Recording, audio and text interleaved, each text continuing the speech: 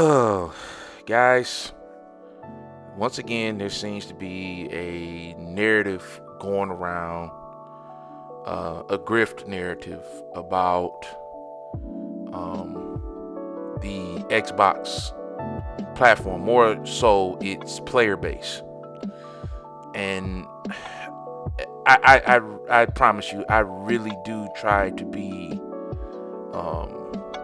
objective, but like, and I'm just gonna be honest, and you've probably heard this before. The some of the faces, the high end representatives, let's say, of the PlayStation fan base are they range from very nonsensical to being very good at pulling a wool, or at least attempting to pull a wool in an intelligent way over their constituents' heads, right? What am I talking about? Well, recently, Colin Moriarty, who's very, well-spoken, very intelligent, and because I wouldn't dare call the guy stupid. I don't think he's stupid, but I do think that he is a very manipulative. I'll say. I think he's very manipulative. He will go on his show and say things trying to reassure his base, which is, essentially PlayStation fanboys, fanatics, if you will. And he will say nonsensical things and ignore the truth. And I think, my personal opinion, he does those people a disservice. Why do I say he does them a disservice? Because he's like, a lot of the stuff that's happening, that's hitting these PlayStation dudes so hard, was going to happen anyway, regardless of what someone like Colin might tell you, right?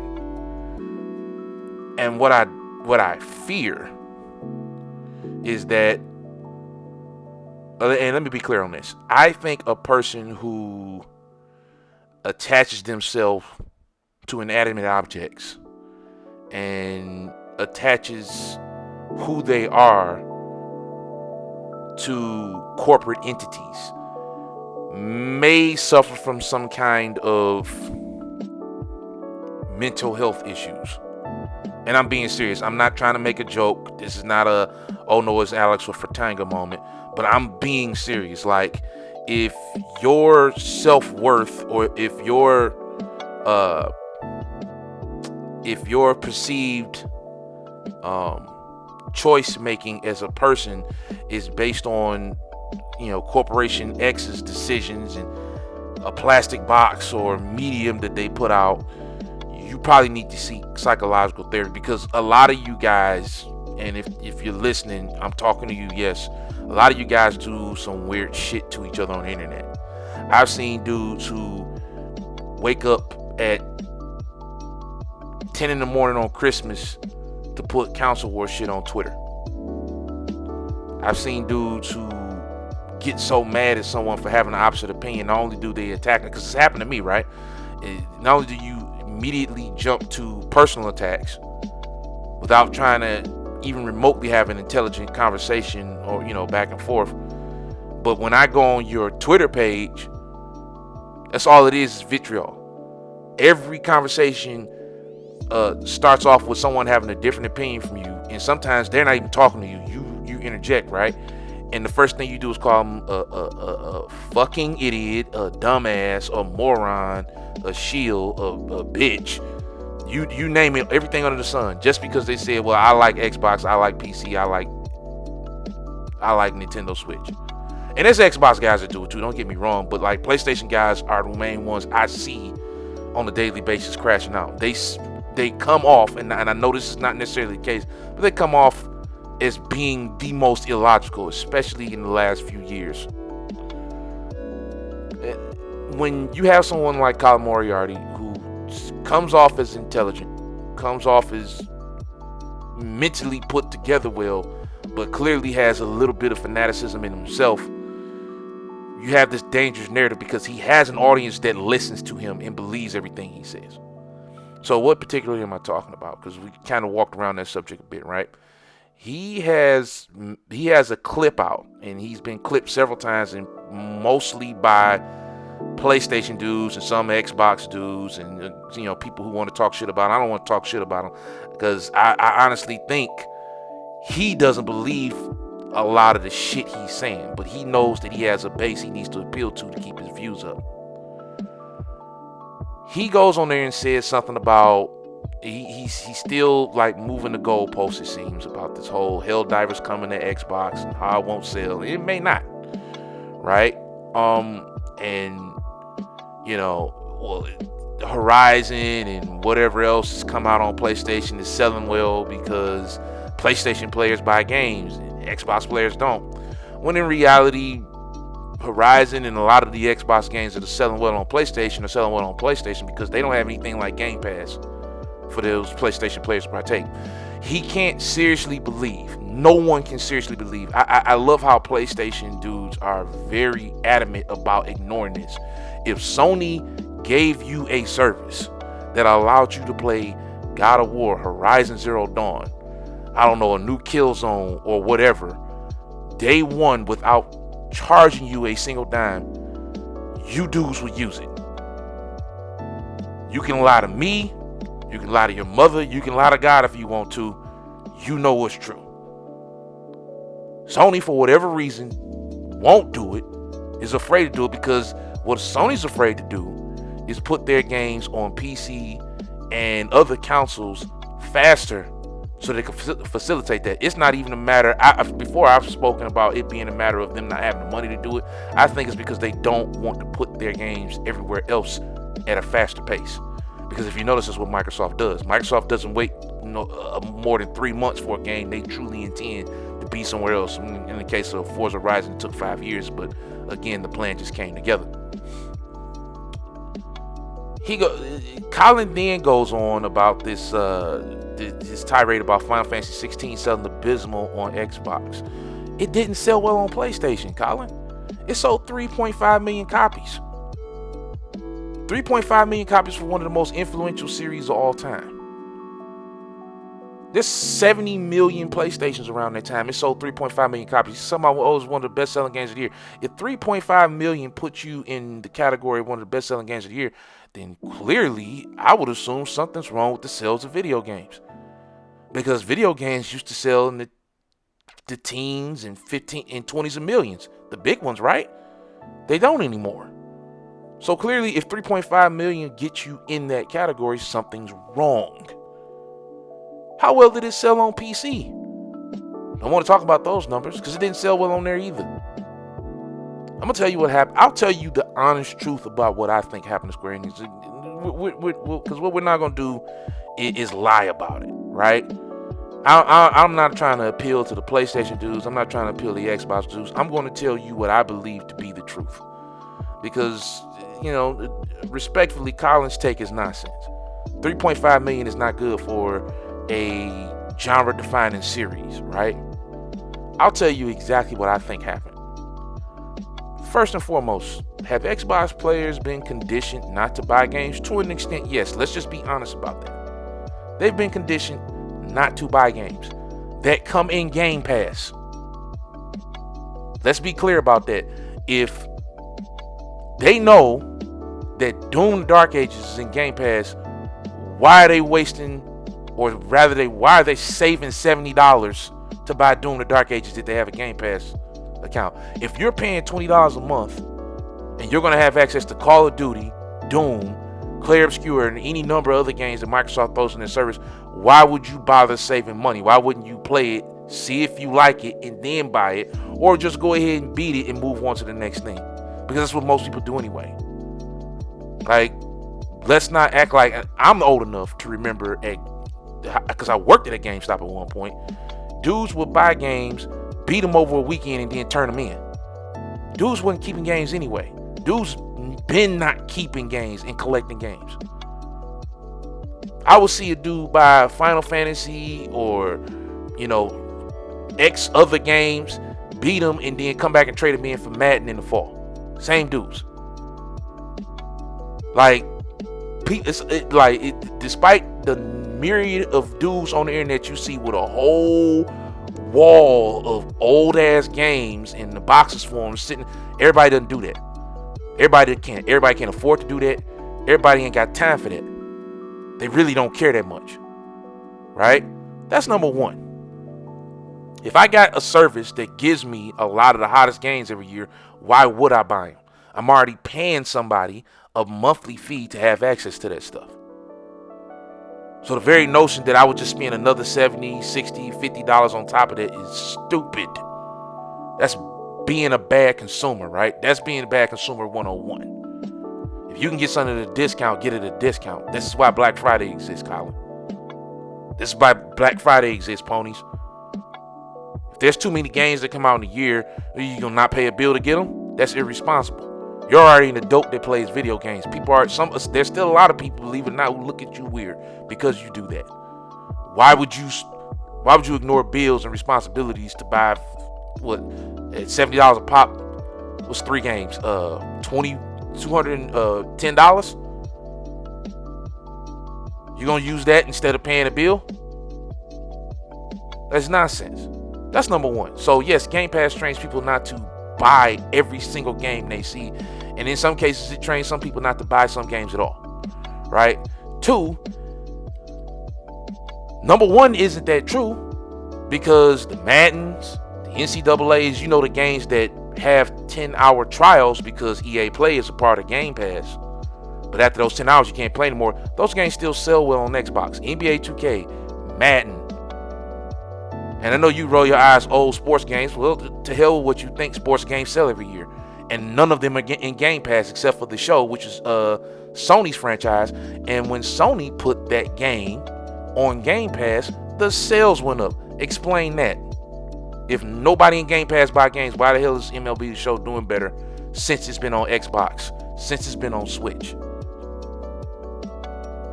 And data backs that up. The year they put that game on Xbox, it sold better. It's been selling better on average ever since.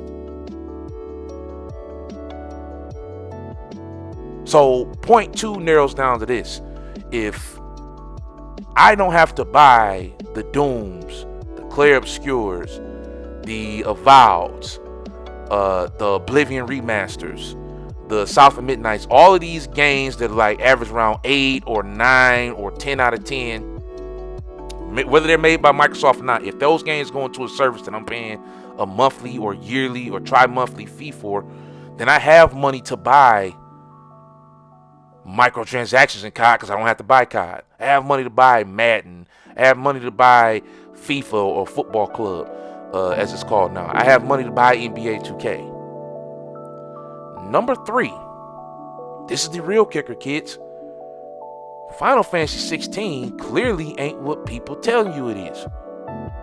If it only sold 3.5 million copies on a machine that has 70 plus million units in circulation, probably around the time Final Fantasy 16 dropped 2 years ago, we're probably talking about 40 to 50 something million units. If it only sold 3.5 million units on that machine, what the fuck are we talking about? Right? What are we talking about? It didn't do well on the highest selling platform of this generation. It didn't. You tell PC dudes, yeah, your money not good enough for us to give you the game day one. You gotta wait a year. So when it drops there, what happens?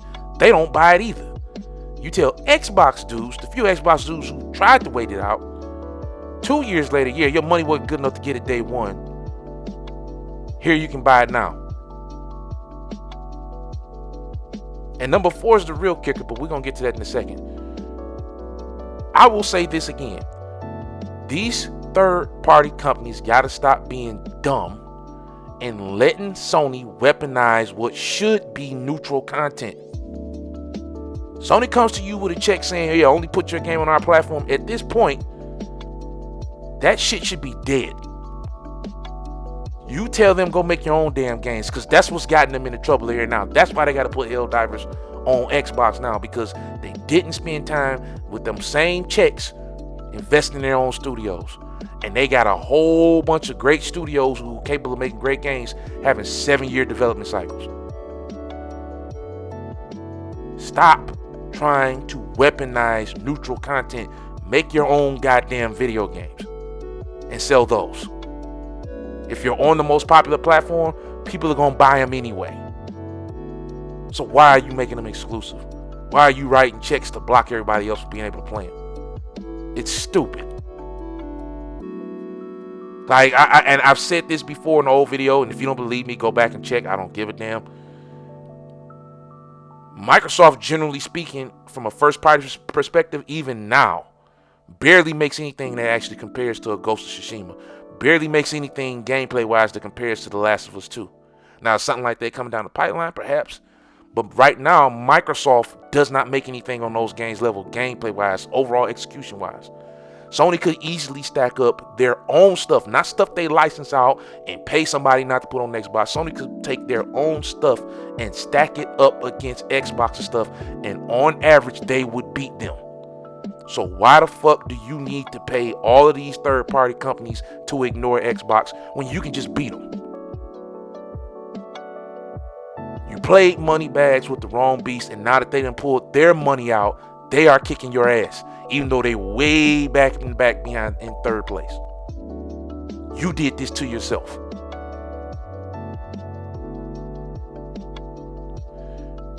Point number 4 is this. Not only is Final Fantasy 16 not as good as a lot of these caps would lead you on to believe, which is why no one bought it, Final Fantasy 16 is the second Final Fantasy in a row, actually the third, really the fourth of one of 4. Yeah, let's say one of 4 Final Fantasies that does something that a lot of purist Final Fantasy fans do not like. What is that?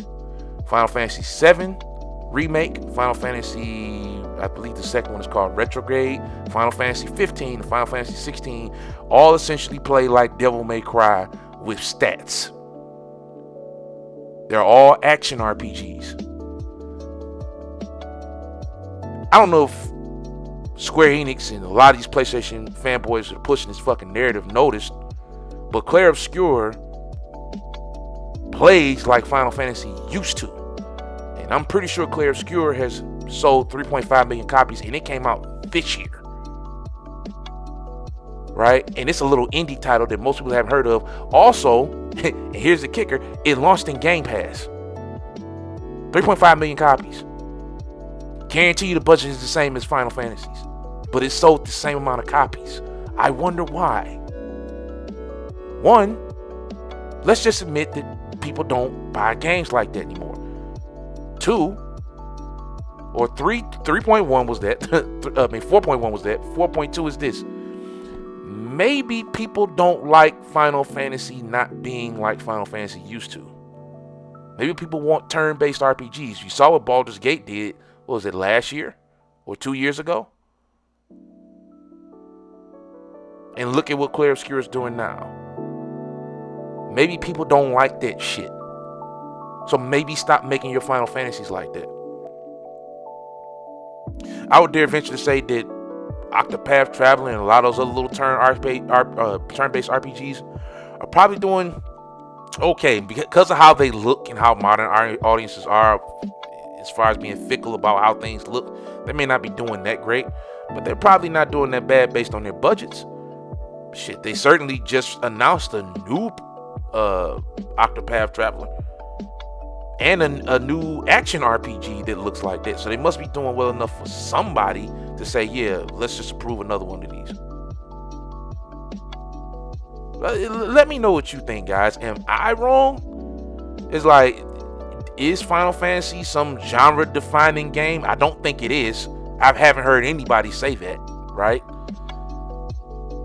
Do Final Fantasy fans like action-style RPGs? Do they like the idea of Final Fantasy being one? Because Clair Obscur seems to say otherwise, right? Was Square Enix being disrespectful to a fan base they had essentially gotten used to being able to purchase Final Fantasies day and date with PlayStation guys?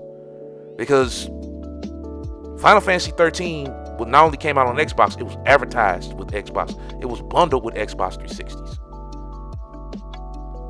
All three of them were, as a matter of fact. 13, 13.2, 13.3, all of them were. Or 13 Lightning Returns, whatever it was called. 15 came out on Xbox. Was a Play Anywhere game, as a matter of fact. I believe if you bought the Xbox version, you got the PC version. And then all of a sudden, 16, oh yeah, you don't get that. You gotta wait 2 years. Disrespectful.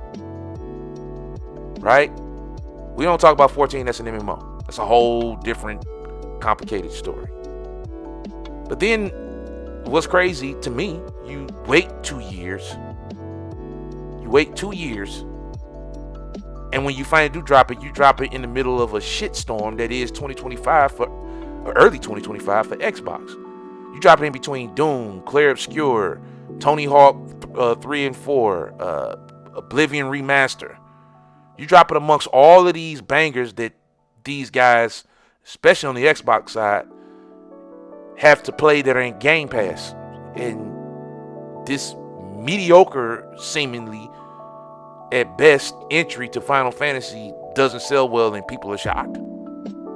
Let me know what you think, guys. I want to end the video there. This is just my observation. What Colin Moriarty said ignores a lot of factors as to why that game did not sell well. Not saying that it would have did gangbusters if it came day and date to Xbox, but I don't think a franchise as big as Final Fantasy has the ability to pull the stunt they pull and ignore an entire set of players. That would be like Grand Theft Auto saying, yeah, we only come out on PlayStation. Would it do well? More than likely, yes, but why would you not take the potential money from the 30 alleged, because you know that's the thing going around too, Xbox Series owners. Like I honestly, I don't think they're smart avoiding PC the first year or so, but I don't work at these companies. I don't know. I just think it's a mistake. You let me know in the comments. You let me know how you feel about it, and we'll have a discussion. Keep it clean. Be safe. Enjoy your games. Avoid the grift. See you next video.